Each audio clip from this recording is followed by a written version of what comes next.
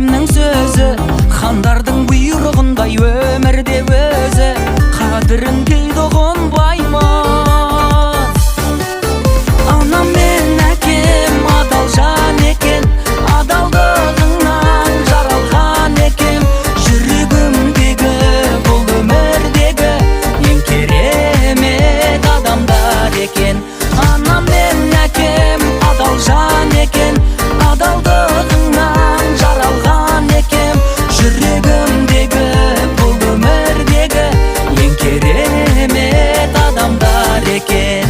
Анашым сыйың